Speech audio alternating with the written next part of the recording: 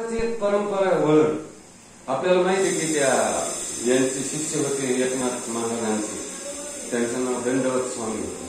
नाव दुसरंच होतं पण ते कोणी दिसले की दंडवत करायचे. आमचे हिस्सीला भाऊ बाबा म्हणून तसे होते. आमच्या लहानपणी आम्ही कीर्तनकार झालो तर आम्ही कुठं आळंदीला कुठं संस्थेत, माझ्या घरी ट्रॅक्टरची ट्रॉली भरून पुस्तक आहे, ग्रंथ वगैरे वगैरे. आणि हे सगळे वडिलांनी मार्क देऊन वाचून घेतलेले, त्याचाच कीर्तनकार. आमच्या वडिलांचे गुरु आमच्या घरात 45 वर्षे राहिले. ते एक संस्काराचा भाग. ते कशात देव घालायचे. मी कधी गंध लावत नाही मला. मी कधी दुकानावर देव हरे हरे असे काय आगाव नखरे करीत नाही. इतर तुम्ही एक चांगले सगळे तो भाग वेगळा आहे, पण मला ते देव घेऊन काय नाही. ते सकाळी 4 वाजता आणि तितक्याच वेळा ते भेटत असतात. कुठं माळावर घ्यायला गेलं की तुम्ही महाराज थोडे स्वस्त घ्या, हे देवाचं काम नाही. ते मी गेलं नाही, करणार नाही, करीत नाही. तर असे ते काही संस्कार होते दंडवत स्वामीचे. ते कोणालाही दंडवत घालायचे. योग असं झाला की ते अंतर्धान पावले आणि मग ते पावल्याच्या नंतर त्यांना ते पाणी वगैरे गरम केलं, पाटावर ठेवलं. पण त्यांची एक सवय होती जिवंत असतानाची, की पाटावर ठेवलं पाणी टाकलं की त्यांना ते एकनाथ महाराजांचा हरिपाठ त्यांच्या तोंडात येत होता. ते गेल्याच्या नामचिंतनाबद्दलच होऊया आपली ही सगळी. गेल्याच्या नंतर त्यांच्या ते सगळे माणसं जमले, रडापडी सुरू झाली आणि पाणी टाकू लागले. ते गरम पाणी टाकल्याबरोबर ते मेलेल्या मुर्द्याचे ओठ हालू लागले, ते हरिपाठ म्हणू लागले. पडिले वळण इंद्रिया सकळा, भावतो निराळा नाही तुझा. असे होते ते. असं वळण असलं पाहिजे. वळण नाही हो. आम्ही नेहमी बघतोच ना की वळणाचा फार अभाव. आता जर एखादी समजा स्त्री वारली आपल्या सेलू तालुक्यातल्या सगळ्या चांगल्या, तो भाग वेगळा आहे. तर तिला जर पाटावर ठेवलं तर ती म्हणेन की ते रिचार्ज मारा. तिचे मोठं हलते पण र येईल त्याच्यातून.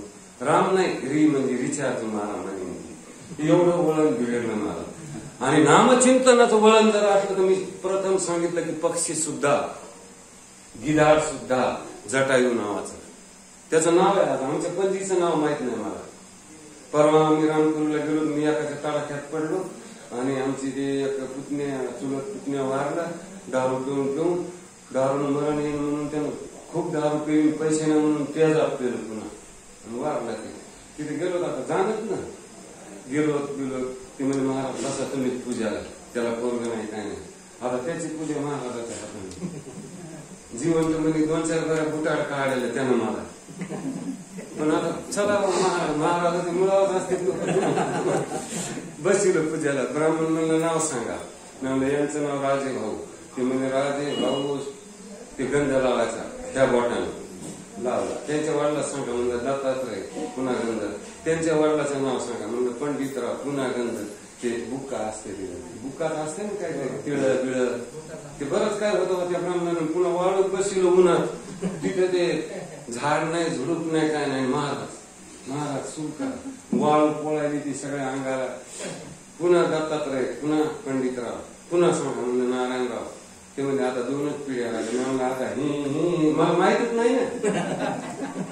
त्या ब्राह्मणाला वाटलं ही त्याच्या पंजोबाचं नावच आहे काय. जसं तुकाराम महाराजाच्या पंजोबाचं नाव होतं ना, ते तुकाराम महाराजाचं ते घराणं विश्वंभर बुवा, हरी बुवा, मुकुंद बुवा, पदाजी बुवा, विठोबा बुवा, कान्होबा बुवा, शंकर बुवा, गोलोबा बुवा, तुकाराम बुवा, नारायण बुवा. हे तुकाराम महाराजाच्या पिढ्या. तसे आमच्या ह्या पिलाड्याच्या पिढ्या 5 पिढ्यापर्यंत मी टिकलो. 5 पिढ्याच्या नंतर येईन. मग ते म्हणजे अजून एकच राहिला होता. मी म्हणजे एक मला त्याला वाटलं नावच आहे काय.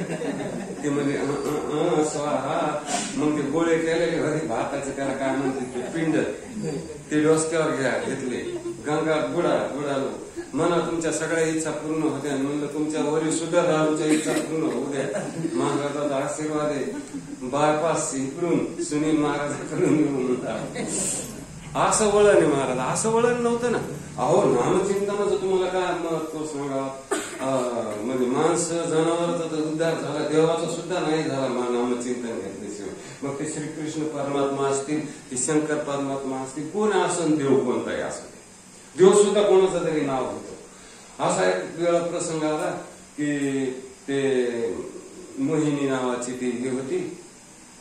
ते नंतर सांगतो, जाऊ द्या आता विषयांतर खूप लांब बनते. शंकर परमात्माचा तो प्रसंग आहे. देवी दैती सागर मंथन पै केले आणि त्या माझी अवचित हलाहल सापडले. ते तो आसुरपणे प्राशन केले आणि नीलकंठ नाम प्रसिद्ध झाले. आपण आरती म्हणतो शंकराची, त्याच्यातलं शेवटचं चरण आहे.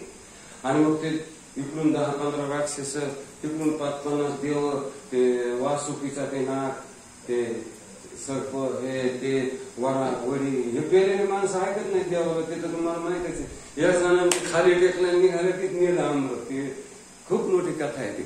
तर मग ते काय झालं की ते सगळं झाल्यावर पटकन उचलली लक्ष्मी, ती श्रीकृष्णांनी. काही कस्तुरी निघाली, ती मारवाड्यांनी, कोणी काय नाही, त्याच्यात दुसरं काय निघालं ते कोणीतरी नेलं. दारू निघाली, ती शिरूत आणली. खूप झाली दारू शिरूत.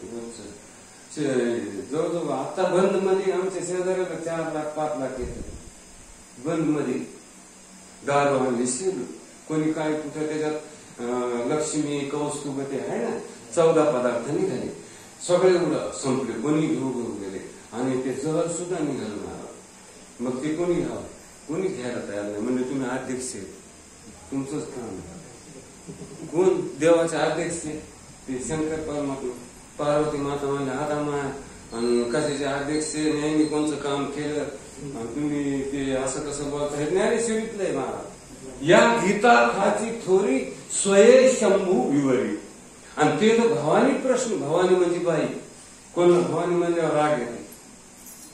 मी म्हणतच म्हणतो आली भवानी, दर्शन घेऊन आपल्याला काय करायचं. तिला भवानी म्हणल्यावर मारीन ना ती. असं कसं जमन भवानी. पण भवानी किती सांगते, या गीतार्थाची थोरी स्वये शंभू विवरी. आणि ते तर भवानी प्रश्न करी चमत्कार. आता म्हणून तुम्ही ते ज्ञानोबाचं नाव कशाला घ्यायला, त्याच्या वाव्या कशाला करा. शंकर परमात्मा ज्ञानोबाच्या वाव्या म्हणत होते. आणि पार्वती मातेला ते पटलं नाही. पटन म्हणले या दिवस. आणि मग ते पार्वती मग ते जहर निघालं. ते म्हणले अध्यक्ष महाराज घ्या ना म्हणता येईल, राजीनामा द्या. राजीनाम्याला खूप घेतात लोक पहिल्यापासून. शंकर परमात्मा घेत असते. मी तेव्हा असतो तुम्ही सांगितलं असतं पण नव्हतं. मग ते शंकर परमात्माला दिलं ते जहर. आणि ते जहर घेतल्याच्या नंतर काय अवस्था झाली, डोळे हिरवे पिवळे झाले. बाज आणली, त्याच्यावर झोप दिलं त्याला. त्याच्यानंतर आया बाया पाणी आणू लागले, लहान मुलं कोणी पाणी टाकून. आता कसं वाटायला, जास्त झालं पाणी. कोणतरी म्हणलं की एक काम करू, चंद्रच आणू आपण. आणि मग कोणतरी पळत गेलो, ते चंद्र आणला, ठेवला त्याच्या त्या डोक्यावर. आता कसं वाटायला, ते म्हणजे जास्त झालं. कोणतरी सांगितलं की वा चंद्रबिंद्र करू नका म्हणले, रुद्राक्ष आणा 2-3 टोपले. खरे रुद्राक्ष होते महाराज ते तुमच्या कानातले सर. ते असे बाजारातले होते का 10 रुपयाला इतकी माल आली आमच्या घरची घेऊन. आणि मला म्हणाली खरे, मी तूच का रुद्राक्ष. खरे रुद्राक्ष 10 रुपयाला एवढी माळीला कोण देईल. आणि खून केला असताना माझ्यासारख्याने इतकी चांगली रुद्राक्ष घेऊन चालेल रस्त्याने म्हणलं. ते खरे रुद्राक्ष आणा म्हणले. कोणतरी टोपले घेऊन पळाले 2-4 पोरं, 1-2 डाला खरे रुद्राक्ष आणले. त्याच्या सगळ्या अंगाला गुंडाळले, दंडाला याला. आता कसं वाटायले, ते म्हणजे जास्त झालं. ते जास्तच होऊ लागलं. चढू लागली निशा जगालाची. ते कशी असेल घेतल्यावर कळलं ते एखाद्यावर. कोणतरी म्हणलं की स्मशानभूमीतली राखाना आणली. कोणतरी म्हणलं नाही ना व्याघ्रांबर आणा. ते व्याघ्रांबर फणीवर धर सुंदर मदनारी. मग ते व्याघ्रांबर आणलं, अंगाला गुंडाळलं ते वाघाचं चिमडा कातड. आता कसं वाटायला म्हणले जास्ती झालं. पार्वती माता रडू लागले. म्हणले रडू नका म्हणजे रडू कशी नको. दुपारा दररोज मिस कॉल करीत होते. असं ते जे करीत होते ते सांगू लागले. मी झोपलेली असली तरी पुटकून उठायची मोबाईल उचलला की गदा हसायचे असं तिला जे काय झालं ते सगळं सांगू लागले. कोण? पार्वती माता. आता सगळे लोक म्हणले आता काय करा म्हणले, तुम्ही सांगता कडे जा. मग कोणला बोलवा? स्मरण केल्याबरोबर नारद मुनी हजर. नारायण म्हणे यांना विष जास्त झालंय, काहीतरी उपाय सांगा. ते म्हणजे उपाय काय केले सांगा. तुम्ही पूर्वीची औषध पहिलं दाखवा पट्टी. मग त्यांनी पाहिलं हे व्याघ्रांबर रुद्राक्ष, ते काय स्मशानभूमीतली राख, चंद्र आणला, पाणी टाकलं, बाधावर झोपविलं, ते सगळं केलं म्हणजे, पण डोळे हिरवेच होते तरी शंकर परमात्माचे. आणि मग ते झाल्या महाराज मुनींनी सांगितले की त्यांच्या जवळ एक औषध आहे. म्हणे काय? तर शंकर परमात्मांनी पूर्वीच्या कधीतरी वेळेस त्या रामायणाच्या वाटण्या करताना सांगितलं होतं की मी काहीतरी घेईल, आणि त्याच्या वाटण्या केल्या होत्या. त्याच्यावर दानव हक्क सांगू लागले, त्याच्यावर मानव मनुष्य, त्याच्यावर देव, असे हे तिघा जणांचे त्यांनी 1000 कोटी काहीतरी श्लोक होते. त्याच्यातले यांना 33 कोटी, कोणाला 330 कोटी, कोणाला काय, ते असं करून सगळं केलं. आणि त्याच्याबद्दल मोबदला म्हणून 2 शब्द जवळ ठेवले होते. आणि ते 2 शब्द कोणते होते? तर रा आणि म. आपला विषय नामचिंतन नाव आहे. मग याही वरी पाहता माझिया भजनी आस्था तया ते मी माथा मुकुट केली. आणि मग त्यांनी सांगितलं की त्याचा उच्चार केला तर राहून जाईल. आता ते बेशुद्ध होते, उच्चार कोणी करावं, पण वळण होतं ना मला. आमचा परतूरचा पाहुणा मेला म्हणून परवा फोन आला मला, आणि आमची भावजाई रडू लागली आमच्या घरचंच खाऊन. तिला कधी नेलं नाही, घेतलं. लय चांगले होते भाऊजी, असं तसं, चला लवकर. आम्ही कार लावली, तिथे गेलो, भाऊजीला असं बांधलं. भाऊजी जिवंतच होते, पण त्याला सगळ्याला मारून टाकायचं असेल तर आपल्याला काय करायचं. मी भाऊजी जवळ बसलो, भाऊजीच्या अंगावर हात टेकला, भाऊजीचा हात माझ्या हातात घेता तर भाऊजी असं करू लागले, दाबू लागले. म्हणजे जिथे भाऊजी म्हणलं का साडू, असं कसं झालं, तुमचं देवानं अजून लय पाहायचं राहिले तुमच्याच्यानं. म्हणजे ते कुठं बोलून त्याला त्राण राहिलं नव्हतं. तर कशामुळे राहिलं नाही? सायकोलॉजी सर, मी दारू पिणाराचं समर्थन नाही करायला, पण सायकोलॉजी ती एकट्याची, तो त्याच्यातच राहिला ना. ते कधी हरिपाठाला आला का प्रवचनाला आला, तो 7ला तर पसरत होता पिऊन दारू. आणि मग मी म्हणलो की हे कोणत्या ब्रँडचे पेत होते? आमची मिळून म्हणली की बाबा ते त्याच्यामुळं तर हे सगळं झालं, आणि ते काय काढू नका म्हणलं. पण नाव तर सांगा ना कोणत्या ब्रँडचं आहे. मग त्यांनी ती मला ती चपटी बाटली आणून दिली, खिशात टाकली, आणि मीच निघालो देशी दारूच्या दुकानात. तिथं कोणी ओळखीचं, नेमके सोयजाण्याचे माणसं, महाराज इकडं कुंकड. मी म्हणलं अभिषेक आहे, आणि शंकराचा स्वतः न्यावा लागते. शंकराचं ते आपल्या जीवाला विचार म्हणून आलो म्हणून. आणि मग त्या घेतल्या त्या 2 बाटल्या चपट्या, रस्त्याने चालताना गुटुड गुटुड गुटुड गुटुड वाजू लागले. तिथे गेलो, त्याच्यापाशी पुन्हा बसलो, त्याचा हात माझ्या हातात घेतला, हळूच हात काढून बाटली दिली, दाबून धरली माड्यानं, दाबून धरली त्यानं. आणि धरल्या म्हणून ग्लास आण, इथून पुढे जन्मभर जितकी पेतीन तितकी आपल्या तर्फे 1-2 तोळे सोनं ठेवून देतो म्हणलं तुमच्याजवळ. त्याच्यातला एकीचा गुण 2 5 जायला. आणली त्याचे बोट पकडले, त्याला हे नव्हतं राहिले सक्ती, 2-3 थेंब ओतले त्याच्यात, डोळे उघडे. अजून जित आहे, 4.5 वर्ष झाले, अजून जित आहे. तसं शंकराचं झालं. आणि मग शंकर परमात्माचं ते काय होईन, पण वळण होतं ना, पडिले वळण. मी सांगितलं नाही का, तर ते राम म्हणले नारद मुनी अधिकारी संत का सांगत तुम्हाला आदक्षेनं घडतात. संतांची सद्गुरु वाचोनी सापुडे ना सोय, धारावे ते पाया श्री गुरु सारिका असता पाते. मज हृदय सद्गुरु जेने तारिलो संसार पुरू, म्हणून विशेष आत्या धरू विवेकावरी. आणि मग ते शंकराचे ओठ हालेले, त्यांनी बरोबर राम राम येऊ लागले. आपल्याला सुद्धा येते तसं झाल्यावर, बघा ना तुम्ही करून. पण वळण पाहिजे ना, उगत ते मिस कॉल द्यायचा आणि हे आणि जेवली काय करायचं, जेवली असं नाही नसतं. आणि ती पाऊस आले का नाही तर पोचूच तर 4दा फोन करायला आमच्या घरची जाणण्याला, जणू का मी वाटत काही दुसरं हे दारू बिरू प्यायला.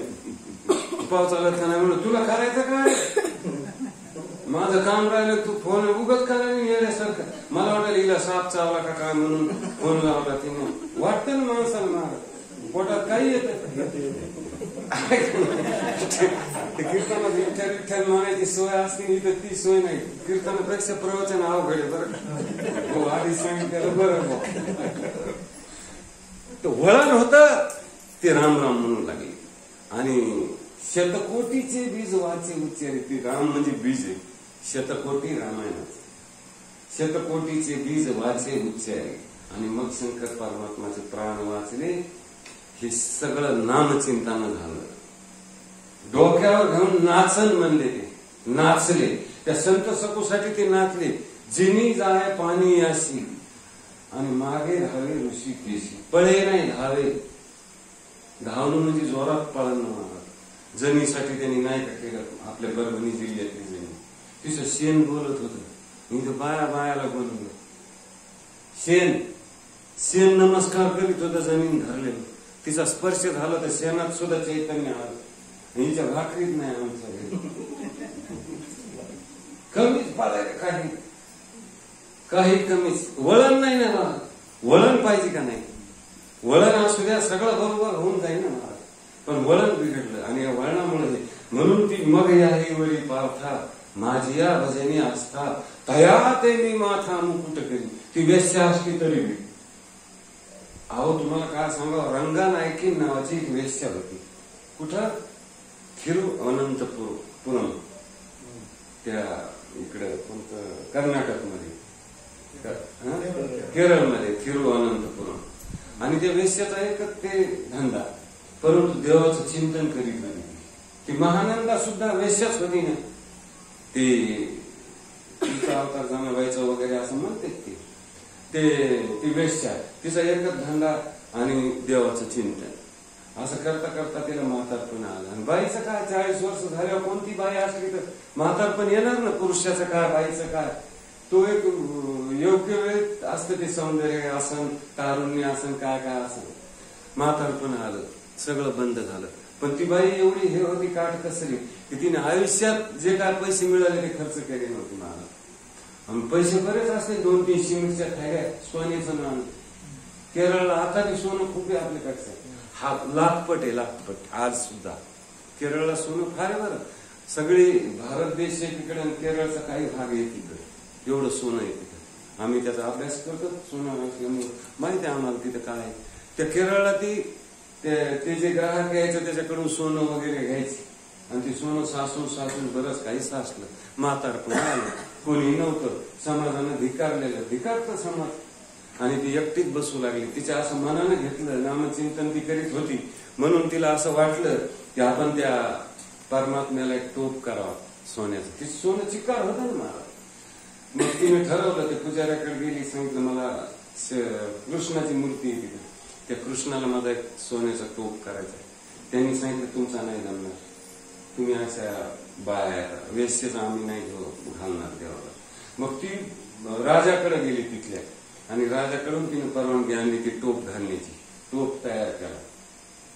वाद्य वगैरे वाजवले. आणि ती टोपाची वाजत गाजत मिरवणूक निघाली. तेवढ्यात तिला स्त्री धर्म आढावा आला. ते टोप घेऊन निघाली असताना. आणि मग ते स्त्री धर्म आल्याच्या नंतर ती थोडी थबकली. दुसऱ्या कोणत्या जाणत्यांनी सांगितलं की बाबा ते काय नाही ह्या वेळेला ते माफ असते तुम्ही चला. ते वाद्य वाजू लागलं. चलत चलत देवळात आले. तर ते देवळातल्या ब्राह्मणांनी काय केलं की हिचा स्पर्श देवाला होऊ नये म्हणून ते वटे बिटे सगळे साफ केले. आणि मग तिने ते टोप आणलं आणि त्या श्रीकृष्णाला घालायला. तिथं स्टूल नाही वटा नाही काय. ते हात काय पुरत नव्हता. तिचे डोळे भरून आले महाराज. वेश्या असली तरी. आणि तिची भक्ती होती ना. तिने देवाचं स्मरण केलं की कृष्णा घावरे लवकरी संकट पडले धारी हरी तू आमचा कैवारी. किंवा कुठे गुंतलासी द्वारकेच्या राया वेळ का सखया लावी गेला. कडकडून देवाला हाक मारली तिने. आणि मारल्याबरोबर तिथली जी श्रीकृष्णाची 7 फूट उंचीची मूर्ती होती महाराज. आणि ती मूर्ती अशी वाचली. थिरुअनंतपुरमला आता बी आहे ती मंदिरात ती मूर्तीच वाचली आहे. श्रीकृष्ण असा वाकडा झाला.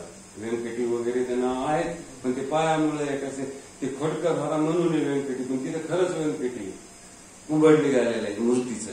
आणि त्याला तिने ते टोप घातला महाराज. वेश्या असली तरी सुद्धा भक्ती होती ना. आणि ते यडमंड वर्ग म्हणून एक जागतिक याची ते तत्ववेत्ती होती. त्यांनी सांगितलं होतं की हे मनुष्य जे man is bundle of mistakes. म्हणजे मनुष्य हा चुकीचं ते बंडल असतं ना. बंडल कागदाचं सगळे कागद चूक. बंडल कशाला बिड्याच्या याला बंडल म्हणते. किंवा आपण खोटं बोलल्यावर बंडल म्हणतो. ते बंडलचे किती अर्थ आहे. परंतु मनुष्य हा बंडल असा बांधलेल्या बंडलाचा गठ्ठा असतो. तशी ती गठ्ठा नव्हती वेश्या असून सुद्धा. कानोपात्रेची सुद्धा कथा खूप सुंदर आहे. परंतु ही कथा बघा तुम्ही, वेश्या असून श्रीकृष्ण परमात्माची मुक्ती सुद्धा, आणि तिथं वाकडी झाली बरोबर तिचा तो श्रीकृष्ण परमात्माने घेतला महाराज. बरं यांना काय माहित नाही, सगळेच माणसं मरणार विचारलं, कोण वाचणार आहे हातवर काढा. ठीक आहे, कोणी 10 वर्षाला, कोणी कोरोनात जाईन, कोणाचं पोरगा चाकू खूपशीन त्याच्या पोटात. आता पोरं तेच करायला येतात. आपलं शेरूचं चांगलं आहे तालुका, पण कुठं बघायलाच ना आपण.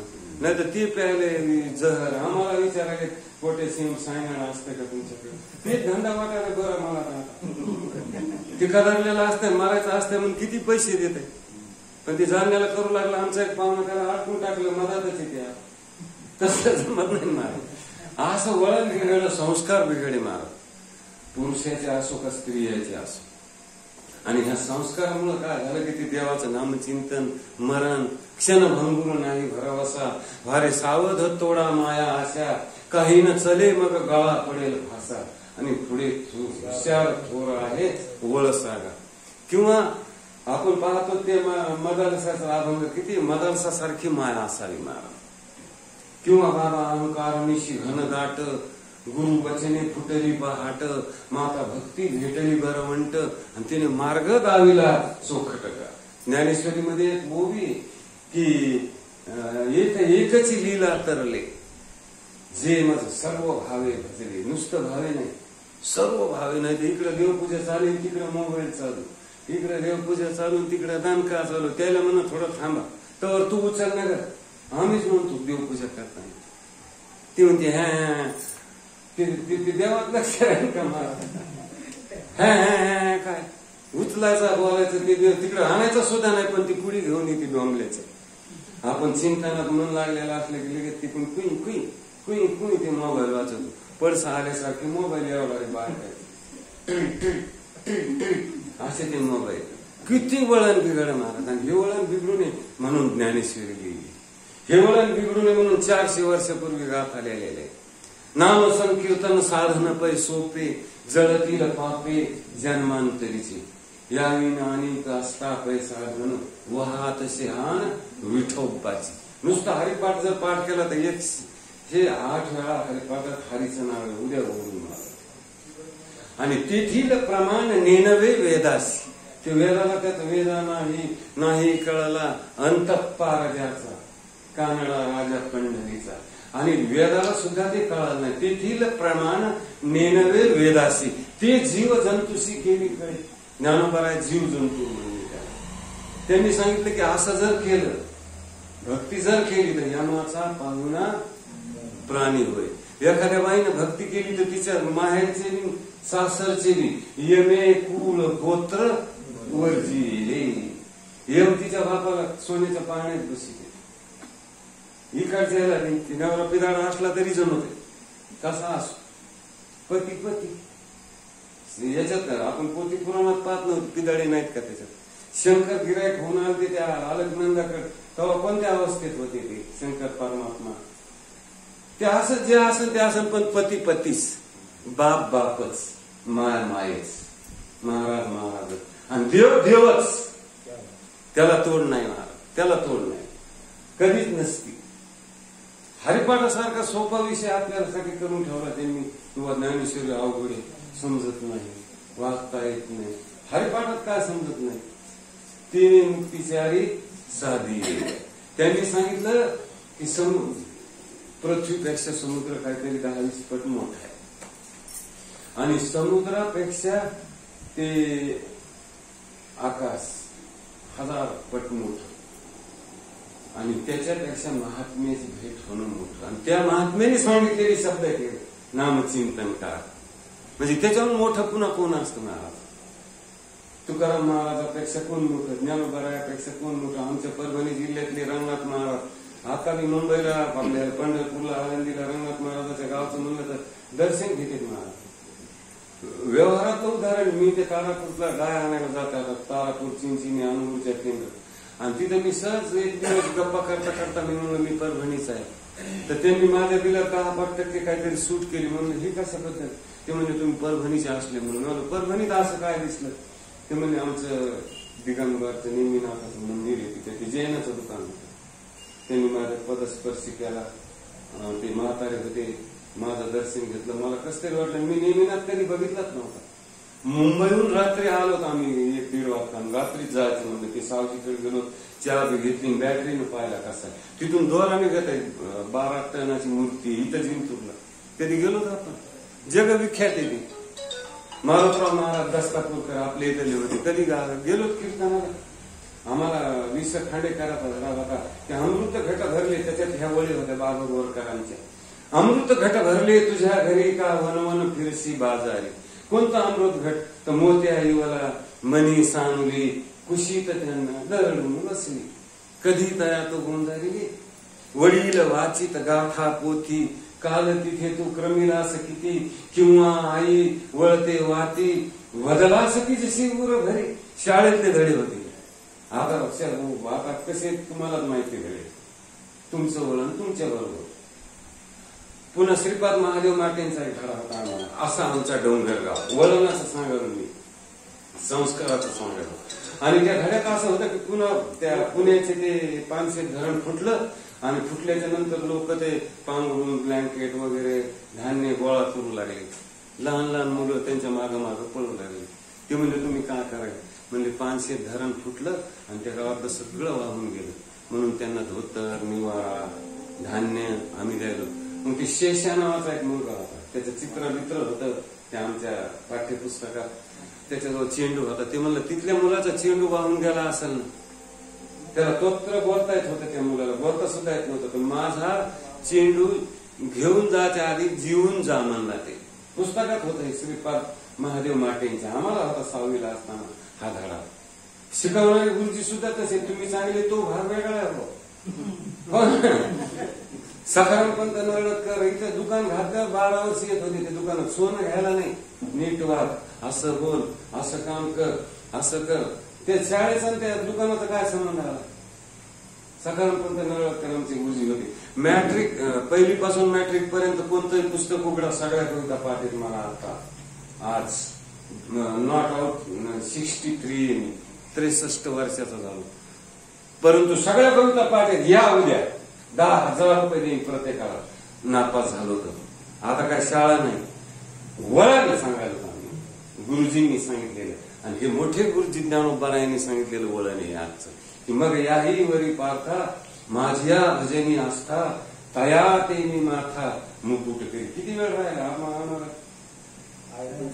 हो ना. बोलता बोलता पुन्हा तुम्ही म्हणता ते संपित नाही ना. तसं बी करतेच ना लोक. महाराजाचं इथं यायचं म्हणलं तर घेऊनच यावं लागतं ना थोडं. इकडे सोयरपणा जमत नाही तेवढा. जितका बाहेर समजा आता महाराज गिराज नसले तर अजून चांगलं होतं. पुढच्या वर्षी मला जर बोलवलं तर तुम्ही यांना दाखवा तिकडे कुठेतरी. हवा हे लागली पाहिजे कारमध्ये, कुठं खिडकी उघडी ठेवून कारमध्ये बसवा. याच्याहून चांगलं प्रवचन होईल माझं. घडपण असतं. हो समव्यवसायी सहकारी. तिथं भीती 2 सोनार असली की एक सोनार एकच बोलते, दुसरा बोलत नाही. ते म्हणते त्यांनाच विचार. त्याची भीती असतील त्याला. याला सगळं माहिती आहे माझं म्हणून मला धडपण यायले महाराज. त्या कॅसेट मध्ये माझं इतकंच निघन चालू असतील. महाराज खूप मोठे. आमची जामला त्याला पोखरणीला बऱ्याच ठिकाणी. आणि पुन्हा त्यांचा एक स्वभाव आहे की बुवा सगळ्याला घेऊ. आता कसं आहे महाराज म्हणले की ते तर स्वतःला मोठं समजित आम्ही दोघं सोडून किंवा मी एकटा सोडून ना. ते खूपच मोठं समजित असतात एकमेकाला. म्हणूनच भिकारी असतात. तुम्ही सांगितले तो भाग वेगळा. तुम्ही बघा ना त्याला मोठं समजा. हो ज्ञानोबा यांनी सांगितलं नाही की बाबा दुरितांची ती मी जाऊ. दुरीत म्हणजे कोणी असू त्याचं चांगलं व्हावं. बिगाडा असू, मटका लावणार असू, 50 बाऱ्या मोबाईल लावणार असू, त्याचं चांगलं व्हावं. विश्व स्वधर्म सूर्य पाहो जो जे वांशील तो ते लाहो. बरं लिहिताना त्यांनी आता शब्द वापरला बघा तुम्ही. आपण म्हणतो ना आता बोलून पहा माणूस भांडणच मिटते. नाही तर आता बोला ती शिव्यात देते. आता हा शब्द एखाद्या वाक्याची सुरुवात करतो आणि आता हा शब्द एखाद्या वाक्याचा अंत सुद्धा करतो. आता कुठे धावे म्हणा तू खूप बघायला नाही. तुझे चरण देखील या भाग गेला शीन गेला अवघा झाला आनंद प्रेम रसे वैसे मिठी आता शब्द वापरला त्याने ज्ञानोबारायांनी की बुवा आता विश्वात्मक द्यायचं असलं तर आता द्याच. आपण म्हणतो नाही काय द्यायचं तर आता द्या, खंबा द्या, पावसेली द्या, काय द्यायचं द्या, आता द्या. आता शब्द म्हणजे सुरुवात आहे एखाद्या वाक्याची, आणि आता शब्द म्हणजे एखाद्या वाक्याची समाप्ती सुद्धा आहे. त्यांनी सांगितले की जो जे वांछीस तो ते लाभो, वर्ष तो सकळ मंगळी, ईश्वर निष्ठांची मांदी आळी, अनवरत भूमंडळी भेटोत, चला कल्पतरूंचे आरो, चेतना चिंता मनीचे गाव, बोलती जे आनो. त्याच्यात त्यांनी चंद्रमेजे आलांछन, हे सगळं सगळं सगळं व्हावं आणि त्याच्यासाठी नामचिंतन घ्यावं असा त्याच्यात अर्थ आहे. ते कोठेकर खूप पसायदानावर सुंदर बोलते. मुद्दाम कधी योग आणा पसायदान कोठेकर सरांचं ऐकतो. आता ते महाराज ऐकत नाही तो भाग वेगळा आहे, पण पसायदानाचे अभ्यासू कोठेकर सर जिल्ह्यात नाही, तालुक्यात नाही, महाराष्ट्रात सुद्धा मी बघितलं नाही. त्यांचे इतकं चांगलं प्रवचन त्या पसायदानावर करणार. पसायदान असेल किंवा बाया म्हणजे आता आम्हाला वेळ नसती, मग तुम्हाला वेळ नसती तर जनाबाई कधी भरणाला गेली, टाळ घेऊन बसली आमच्या भावजाई सारखं. तिथं 2 रोजांना आधी म्हणते उद्या भजनी, उद्या एकादशी माया, उद्या असं आहे माया, ही साडी नेसू का ती साडी, तिथं कोणाला दाखव. जनाबाईनं कधी बदलले? जनाबाई दळीता कांडिता तुझं काही ना अनंत, किंवा सुंदर माझे जाते ग फिरे बहुत येते ग, ओव्या गाऊ कवतुके ये रे बा विठ्ठला. आता काम करताना देवाचं नाव घेता येतं हे जनाबाईच्या इतिहासावरून, जास्त काही सांगायची गरज नाही. आपल्याला सुद्धा आपण नैवेद्य दाखवला पाहिजे घरी. साधी गोष्ट आहे, मुलाला वळण लागते तेच. घरात आनंद होतो, मग ते काही पदार्थ असू द्या तुम्ही सगळेच हॉटेलचे नैवेद्य आता ते असू द्या, घराबाहेर पवित्र होईल. ते पहिले वैसुदेव वगैरे करीत होते ते हिरवं धुपण घाल्यावर याच्यात काहीतरी आहे अशी ती सूचना होत होती. किती चांगला आहे हिंदू धर्म. माळ घालायची, माळीने इतकी सुंदर दिसतंय, चेहरा कोणाचाही सुद्धा घातलीच पाहिजे. काढून का ठुन होईना ते 10 रुपयाचं काढता येते तसं काही नाही व्यवस्था, पण घातलीच पाहिजे माळ. तुळशी हा ते तुम्हाला काय सांगा, मुसलमानाची पोरगी होती तुळस. आता हे खरं वाटत ना, काल नेहमी नावाचा एक राक्षस होता आणि त्याची पोरगी उठ सूट देव मुसलमान असून इथे हिंदूच्या करीनं शिरू तालुक्यात सगळ्या करायला तो भाग वेगळा आहे. हिंदूच्या बाया देवदेव करीन, मुसलमानाची पोरगी रोज उठलं की कृष्णा कृष्णा मागायची. ती काल नेहमी तिच्या वडिलाचं नाव ते श्रीकृष्णाला ते केलं ना त्यांनी, ते गुहामध्ये जाऊन ती कथा पाहिलेली तुम्ही टीव्हीवर. त्याच्याबद्दल जास्त काही बोलता येणार नाही मला, परंतु त्यांची मुलगी देव देव देव देव आणि तिचे गुरुवरे होते तिचे जालंधर, हे नवनाथातले जालंधर नाही. आणि ही मुलगी कधी उठली की देव देव देव देव देव असं ती करायची. कोण? ती कालनेमी राजाची मुलगी. आणि मग असं करता करता ती लग्नाचं वय झालं, पाहुणे रावणे येऊ लागले, येटी किती आहे का काय विचारू लागले तिला सगळे ते प्रश्न वगैरे. काय काय येते ती मुली, मला चांगले केक करता येते, मी एकदा देवता तर सगळे त्यांच्या घरचे वारले, काहीतरी चुकून पडलं असं ते प्रश्न उठतात.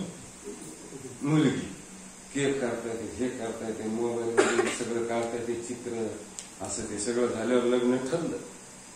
लग्न जमलं, लग्न झालं आणि लग्नात तिने वर मागितलं. ती भक्त होती ना, मला भक्त म्हणलं काही मिळणार नाही तिला. जालंधराला म्हणजे मला वर देत नाही.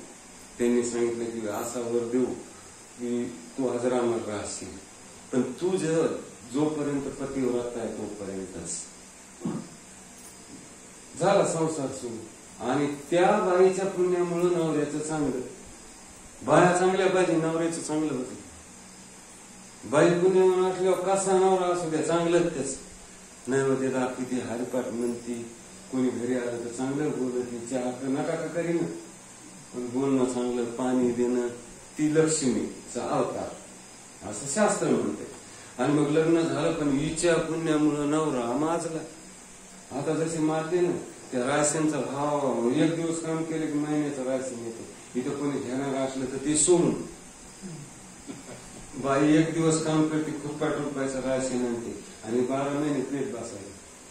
ते पैसे संपनच ना. प्यायला किती 150 तर लागते. आता लॉकडाऊनमुळे 20 काढावं लागेल. 150 तर कोणी त्या बाईचं पुण्य. आता बायाचं पुण्य आहे. इकडे जे बाजूबाजूला घर आहेत ना गोरगरीबाचे, गोरगरीब म्हणतायत नाही त्याला, माजलेत ते.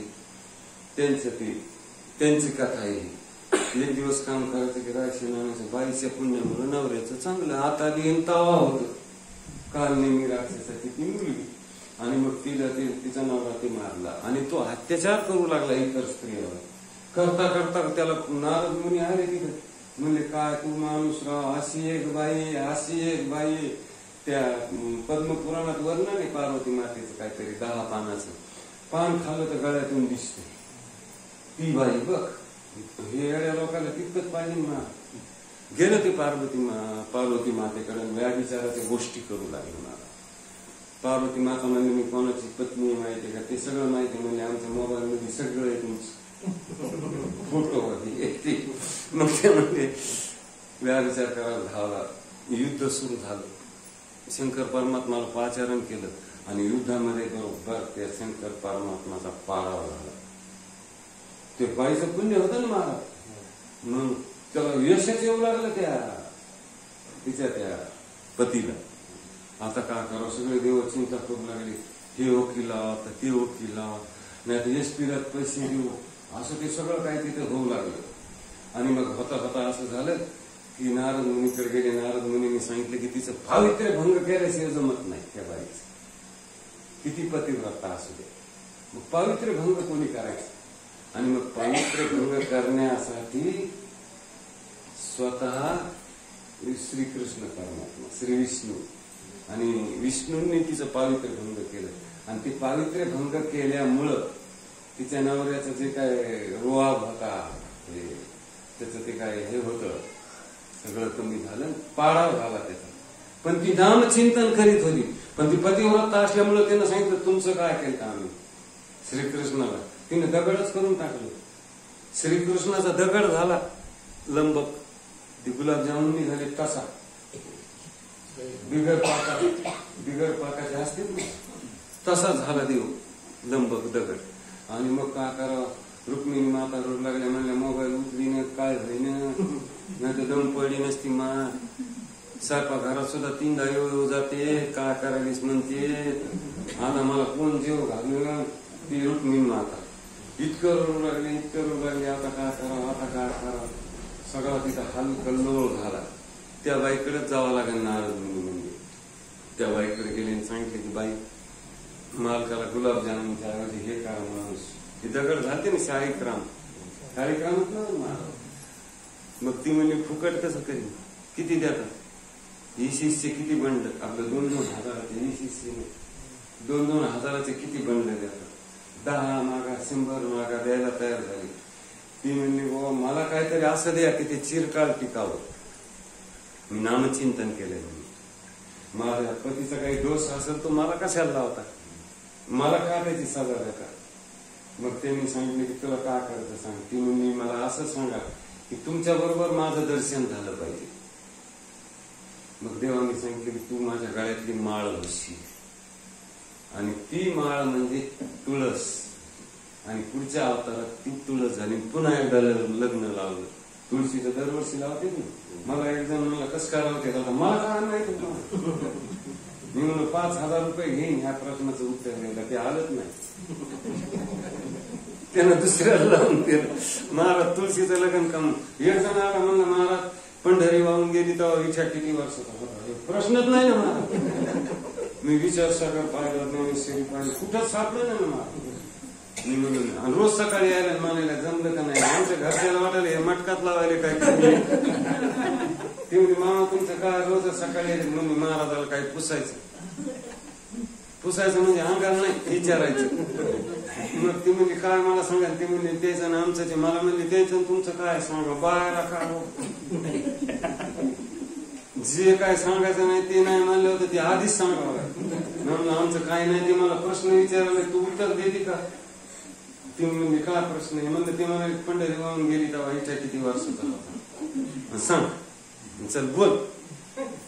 हातात धरतो म्हणलं तो आणि बसतो हाता मला काय माहिती नाही, जा माझा चल. मग मी त्याला म्हणून मी हारलो, तुम्हीच सांगा काय आहे. त्यांनी सांगितलं हे हो महाराज असून कसे शरण आलात, हा जणू का ते बाप झाला आमचा. म्हणून हारलो. जणू का पगार द्यायला वारकरी संप्रदायाला पगार नाही ते माहित असेल ना पहिल्यापासून काय. आणि मग ते बालाजीला जाते त्याच चांगले पैसा मावणं. पण ती बहिणाबाईचं घरीच होता आम्हाला की सोन्या रुपयानं मिळाला मारवड्याचा बालाजी आणि माझ्या गरीबाचा ठोब्बा पानात फुलामध्ये राहिली महाराज. तुळशी हार गळा काशी पितांबर तुळशीची मंजूर जर व्हायली प्रसन्न होत होती. मग तिला वरदान दिलं की तू तुळस होशील आणि ती तुळस झाली महाराज. ती पंढरीचं राहिलं ना आपल्या इथे किती वर्षाचा होता. ते म्हणलं आम्ही एक शेळी चोरून आणली होती इडोळीवर आणि ते शेळीचं नाव पंढरी ठेवलं. तिकडं दुसरं असं बाईचं नाही का इकडं अरे बदलत. तिकडे तिचं नाव सरस्वती असलं तिकडे रीना. मी म्हणलं बाबा रे रीन साबण काही नाव ठेवा. तिचं नाव मला ते ठेवायचं. ते गधन हे गधे ऐकी नाही. तर तसं मग ते तिचं नाव बदललं म्हणजे त्या शेळीचं. आणि तिला आण म्हणे पंढरी तिर. ती लगेच ती शेळी येईल म्हणून तिचं नाव पंढरी. आणि तिला एक बोकड झालं त्याचं नाव ठेवलं इथे. ते म्हणला वड्याला आला पूर आणि ही पंढरी वाहून गेली. कोणची शेळी बकरी पंढरी वाहून गेली तेव्हा हिच्या 3.5 महिन्याचा. म्हणजे ते बोकड 3.5 महिन्याचं होतं.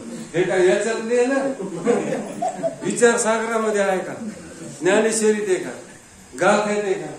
कुठंच नाही महाराज आहे. आणि हे असे प्रश्न करतात आणि त्या खऱ्या देवाला विसरून जातात महाराज. ते विसरून म्हणून हरिपाठ ते विसरून म्हणून महाराज लोक सेवा देतात महाराष्ट्रात महाराष्ट्राबाहेर.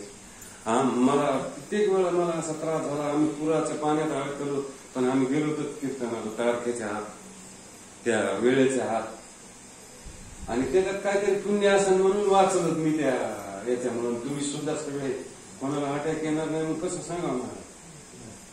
कोणाला येऊ शकतं तसं काही नाही. बरं ते जनावराला सुद्धा अटॅक यायले का असतात. ते कोंबडीचे पिल्ले निघालीच नाही त्याला अटॅक येऊ म्हणून इंजेक्शन द्यायले का ती लोक. आपण तर माणसं आहेत ना आणि माणसं असल्यामुळेच देवधर करता येते. भगवंतानं जेव्हा माणसाची निर्मिती करायची होती तेव्हा खूप डोकं वापरलेले. त्याला एक विशिष्ट वस्तू दिली मेंदू नावाची. पुन्हा इतर प्राण्याला मेंदू नसतो. त्या हल्याला सुद्धा नव्हता रेड्याला ज्ञानोबाला. पण ती कृपावंत किती आणि दिनी बहु आवड ती कृपा केली ज्ञानोबारायने म्हणून तो वेद म्हणला. आपण माणसं आहेत. आपल्याला सगळी भक्ती वेद काय धर्म काय ते संस्कार काय ते घर काय ते मुलावर प्रेम करा नवऱ्यावर प्रेम करा घरावर प्रेम करा शेजाऱ्यावर प्रेम करा. भगवंत त्याच्यात राजी. भगवंत येऊन बसन त्या बाईजवळ. जनाबाईने काय असे इतिहास वाचला नाही PhD केली नाही काफ्या करीत नव्हती पुस्तकातल्या काही नाही मला फक्त भक्ती. आणि भक्ती जर केली तर त्याचा उजेड पडल्याशिवाय राहत नाही. माणूस असो जनावर असो. म्हणून मग याही वरील पार्था माझिया भजनी आस्था तया ते मी माथा मुकुट करी. शेवटी संस्कृत मध्ये वचन आहे ना हम वसामे वैकुंठ योगिनाम हृदय रप्पी मद भक्त्या यत्र गायंती तत्र तिष्ठामी नारदा. की माझे भक्त गाती जेथे नारदामी उभाती. वाल्मिक किंकर वंदे केला. ते चांगले ब्राह्मण कापून चांगला ब्राह्मण कापल्यावरच ते त्याच्यात झोळीतला ते 40 ग्राम घेऊन त्या रानात टाकीत होता. ते असं दुसऱ्याला मारित नव्हता तुमच्या आमच्या सारखा. आपल्या जो काय चिलीम बिडी ब्राह्मणाला कुठून तरी गावातून एखादं पीस काही धान्य आलेलं असायचं आणि ते वाटानं चाललं त्याला मारायचा तो वाल्या. पण वाल्मिक किंकर वंदे केला. वाल्मिकासारखा वंदे झाला केला नामचिंतन केल्यामुळं. वारंवार त्याच्या अंगावर वाढलं होतं. धना नाही तर मग काय, धना आणि गुण उपसवस्ते गोष्टी भारी आग्रहदारी जना स्मशानी, पुन्हा ते देहसिकायाम परलोक यत्र कर्मानी गो गच्छन्ति जीव एक. हा जीव अनंत जन्म घेऊन मिळालेली वस्तू, अनमोल वस्तू मिळालेली. कोणची? मानव जन्म. 83,99,999 योनी फिरून आलो का आपण इथे, आणि सुंदर नरदेह प्राप्त झाला. तो सत्कारने घातला पाहिजे, आणि सत्कारने नामचिंतन केल्याशिवाय तो सत्कारने जात नाही. म्हणून मी कळकळीची भागवताच्या निमित्तानं विनंती करायला आलो की नामचिंतन वाढवा. त्याच्यासाठी काय आरास म्हणायचा, पाठ चंदनाचा पाठ टाकायचा, भारीची उदबत्ती लावायची, असं ते ठीक आहे. पण काहीच नसलं तर खायचं वैसोनी करा एक चित्त, आवडे अनंत हळावा. एवढे बोलून आजच्या सेवेला इथेच विराम देतो. पुंडलिक वरदा विठ्ठल श्री ज्ञानदेव